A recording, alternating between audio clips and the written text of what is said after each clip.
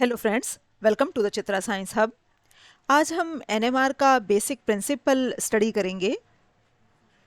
First of all हमें समझना होगा कि एनएमआर स्पेक्ट्रोस्कोपी है क्या। इसकी फुल फॉर्म है न्यूक्लियर मैग्नेटिक रेजोनेंस, या इसे पीएमआर भी कहते हैं, प्रोटॉन मैग्नेटिक रेजोनेंस, क्योंकि हम इसमें जो है प्रोटॉन्स की ही स्टडी करते हैं, और H1 एनएमआर स्पेक्ट्रोस्कोपी भी कहते हैं। अब एनएमआर शब्द से हम क्या मतलब समझते हैं न्यूक्लियर मैग्नेटिक रेजोनेंस से।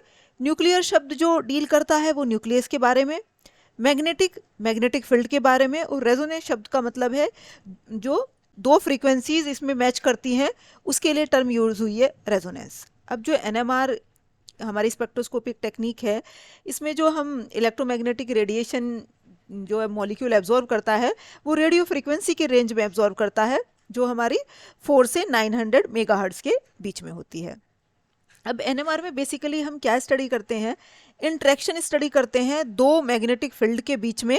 एक हमारा वेरिंग मैग्नेटिक फील्ड जो हम बाहर जो है, एक वेरिंग मैग्नेटिक फील्ड में at some radio frequency and stationary magnetic field of the nucleus of the hydrogen, या हम मतलब क्योंकि प्रोटॉन की हम इसमें स्टडी करते हैं, तो इसमें बेसिकली हम एनएमआर में हम स्टडी क्या करते हैं, जो दो मैग्नेटिक फील्ड के बीच का जो इंटरेक्शन है। कौन से दो मैग्नेटिक फील्ड? एक तो जो प्रोटॉन जो अपनी एक्सिस पे रोटेट कर रहा है और एक मैग्नेटिक फील्ड जनरेट कर रहा है, और एक मैग्नेटिक फील्ड जो हम बाहर से लगा रहे हैं, तो उनके बीच का इंटरेक्शन ही हम जो है एनएमआर में स्टडी करते हैं। अब क्या नेसेसरी कंडीशन है किसी मॉलिक्यूल के लिए एनएमआर एक्टिव होने के लिए? किसी भी मॉलिक्यूल के लिए एनएमआर एक्टिव होने के लिए उसके अंदर जो है प्रोटॉन और न्यूट्रॉन जो है वो ओड संख्या में होने चाहिए, ओड नंबर होने चाहिए, या दूसरे शब्दों में हम कह लें तो एटॉमिक मास या एटॉमिक नंबर में से कोई एक चीज़ ओड नंबर होनी चाहिए, या दोनों के दोनों ओड हों। यदि दोनों ओड होंगे तब भी मॉलिक्यूल हमारा एनएमआर एक्टिव होगा, जैसे H1 है हमारा, और एटॉमिक मास इवन और एटॉमिक नंबर ओड हो तब भी एनएमआर एक्टिव हो जाएगा, जैसे हमारा N714 है। अब यदि एटॉमिक मास ओड और एटॉमिक नंबर इवन हो तब भी एनएमआर एक्टिव हो जाता है, जैसे हमारा C13 वाला है। अब यदि दोनों इवन हो उस केस में मॉलिक्यूल हमारा एनएमआर इनएक्टिव रहेगा। तो एटॉमिक मास और एटॉमिक नंबर में से कोई एक चीज़ ओड होनी ज़रूरी है किसी भी मॉलिक्यूल के लिए एनएमआर एक्टिव होने के लिए। अब या दूसरे शब्दों में हम ये कह लें कि जो हमारा स्पिन क्वांटम नंबर की वैल्यू है वो हमारी जो है ज़ीरो नहीं होनी चाहिए। यदि हमारी स्पिन क्वांटम नंबर की वैल्यू ज़ीरो हो जाती है तो मॉलिक्यूल हमारा एनएमआर इनएक्टिव हो जाता है। अब क्या बेसिक प्रिंसिपल है एनएमआर स्पेक्ट्रोस्कोपी का?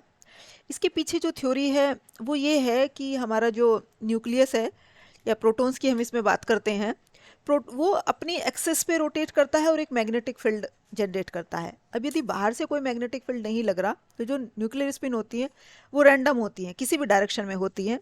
अब जो प्रोटॉन है हमारा वो इलेक्ट्रॉन की तरह ही स्पिन करेगा, और जो इसकी स्पिन की वैल्यू होती है वो हमारी +½ और -½ वही जो एक क्लॉकवाइज के लिए एक एंटी क्लॉकवाइज के लिए।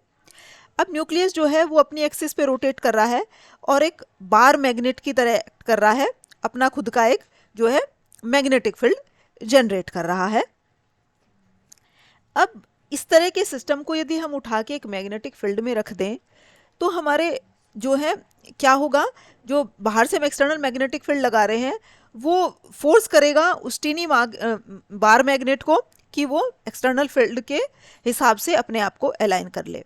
यदि वो हमारी अप्लाइड मैग्नेटिक फील्ड को के डायरेक्शन में ही अलाइन हो जाती है, जो हमारी ये टीनी बार मैग्नेट है, तो वो क्या है, वो स्टेबल सिस्टम हो जाएगा, उसकी लोअर एनर्जी हो जाएगी। क्यों? क्योंकि यहाँ हमारे जैसे हम यहाँ देख पा रहे हैं मैग्नेट के दो पोल हैं, एक नॉर्थ एक साउथ। ये जो बाहर से हम मैग्नेटिक फील्ड लगा रहे हैं ये तो इसका मैग्नेटिक फील्ड है नॉर्थ टू साउथ। अब जो हमारी ये टीनी बार मैग्नेट है ये भी अपने एक्सिस पे रोटेट कर रही है, अपना मैग्नेटिक फील्ड जनरेट कर रही है।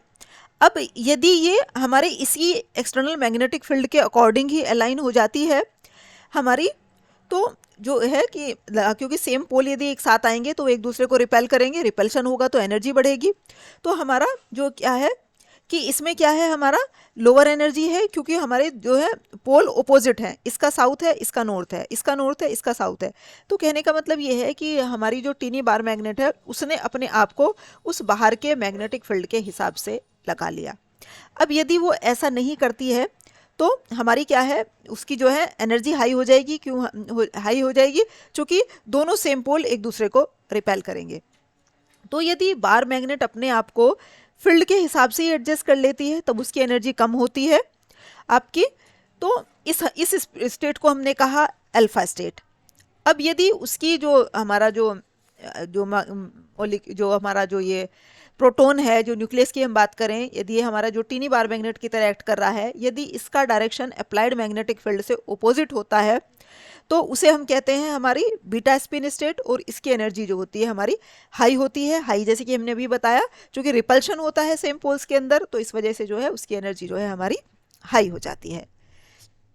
ये हमारा वो बार जो है हमारी टीनी बार मैग्नेट विदाउट जो है ये रैंडमली हमारी ओरिएंटेड है in the absence of magnetic field. अब यदि हम बाहर से कोई मैग्नेटिक फील्ड लगा दे रहे हैं तो वे हमारी अपने आप को इस तरह से अलाइन कर लेंगी, ये in the direction of applied magnetic field और ये है against the applied magnetic field. अब यदि इस तरह के हम सिस्टम के ऊपर कोई रेडियो फ्रीक्वेंसी हम इंसिडेंट करें तो हमारा क्या होगा, यदि वो हमारी रेडियो फ्रीक्वेंसी की जो हमारी जो रेडियो फ्रीक्वेंसी हम डाल रहे हैं उसकी फ्रीक्वेंसी यदि दोनों के एनर्जी डिफरेंस के बराबर हो जाती है, मीन्स अल्फा और बीटा के बीच में जो एनर्जी डिफरेंस है यदि वो उसके बराबर हो जाती है, क्या रेडियो फ्रीक्वेंसी, यदि रेडियो फ्रीक्वेंसी जो है हमारी इन दोनों के एनर्जी गैप के बराबर हो जाती है तो मॉलिक्यूल जो क्या है हमारा अल्फा स्टेट से बीटा स्टेट में आ जाता है, और इस चीज़ को हम कहते हैं रेजोनेंस। तो ये हमारा ये मॉलिक्यूल जो है हमारे एक्सटर्नल ये वो केस है जब हमारा बाहर से कोई फील्ड नहीं लग रहा, सब हमारे रैंडमली अरेंज्ड है हमारा। अब जो है हम बाहर से एक मैग्नेटिक फील्ड लगा रहे हैं तो मॉलिक्यूल कुछ ने अपने आप को जो है उस मैग्नेटिक फील्ड के हिसाब से अलाइन कर लिया, कुछ उस मैग्नेटिक फील्ड के अगेंस्ट है। अब इस तरह के सिस्टम पे जब हम रेडियो फ्रीक्वेंसी इंसिडेंट करेंगे तो जो हमारे अल्फा स्पिन स्टेट है वो हमारी फ्लिप होके बीटा स्पिन स्टेट में हो जाएगी। या दूसरे शब्दों में हम कह ले कि nucleus is in resonance when it is irradiated with radio frequency photons having energy equal to the energy difference between the spin state. अब यदि हम उसके ऊपर इतनी फ्रीक्वेंसी का रेडिएशन डाल रहे हैं कि वो इस एनर्जी के बैरियर का ये इस एनर्जी डिफरेंस के बराबर हो जाए तो जो प्रोटॉन है हमारे वो अल्फा स्पिन स्टेट में रेडिएशन एब्जॉर्ब करके और जो है बीटा स्पिन स्टेट में फ्लिप हो जाएंगे। ये हमारी डायग्रामेटिक रिप्रेजेंटेशन है, ये हमारा प्रोटॉन है जो अपनी खुद की एक्सिस पे रोटेट करके एक मैग्नेटिक फील्ड जनरेट कर रहा है। ये अब हमारे सब रैंडमली अरेंज्ड हैं in the absence of external magnetic field. जैसे ही हमने मैग्नेटिक फील्ड लगाया तो ये इसके अकॉर्डिंग कुछ इसके अकॉर्डिंग अलाइन हो गए, कुछ इसके अपोजिट अलाइन हो जाते हैं। ये है हमारा जो है ये हमारे दो बाहर के ये मैग्नेटिक फील्ड है जो ये मैग्नेट पोल से जो हमने दिखा रखा है। अब कुछ की स्पिन स्टेट अल्फा है, कुछ की बीटा है। अब जैसे ही हमने उसके ऊपर ये फ्रीक्वेंसी डाली रेडियो फ्रीक्वेंसी की रेंज में तो जो अल्फा वाले थे वो भी हमारे बीटा में चेंज हो गए। ये इनके बीच का हमारा एनर्जी डिफरेंस है। अब क्या स्ट्रक्चरल इंटरप्रिटेशन निकालते हैं मैंने हमारे स्पेक्ट्रम से। एक तो position of signal. Position of signal हमें क्या बताती है कि हमारे जो है कितने टाइप के प्रोटॉन्स उसके अंदर प्रेजेंट हैं। तो यदि पोजीशन ऑफ सिग्नल क्या बता रही है, व्हाट टाइप ऑफ हाइड्रोजन, कितने तरह के हाइड्रोजन उसके अंदर प्रेजेंट है।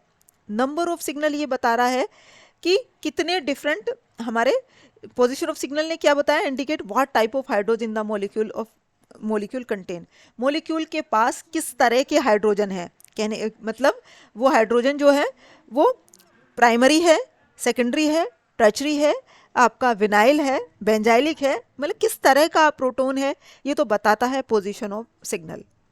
अब वो जो है हमारे जो प्रोटॉन्स हैं वो किस तरह के एनवायरनमेंट में है, ये मतलब कितने तरह के हमारे प्रोटॉन्स हैं ये बताता है नंबर ऑफ सिग्नल्स। अब इंटेंसिटी ऑफ सिग्नल क्या बताती है कि कितना उनका रिलेटिव अमाउंट है, ये बताती है इंटेंसिटी ऑफ सिग्नल। और स्पिन स्प्लिटिंग क्या बताती है कि जो उसके नेबर में प्रोटॉन है वो उसके जो है एनएमआर स्पेक्ट्रम को किस तरह से अफेक्ट कर रहे हैं। तो ये सब चीज़ जो है हमारी स्ट्रक्चर इलूसिडेशन में हमें हेल्प करती है, किसी का स्ट्रक्चर पता करने में ये सब फैक्टर्स हमें हेल्प करते हैं। ये हम जो सारे के जो पॉइंट है हमारे ये position of signal, number of signals, spin splitting, ये हमारी नेक्स्ट वीडियो में हम डिटेल में स्टडी करेंगे। ये था हमारा आज का टॉपिक। Thank you.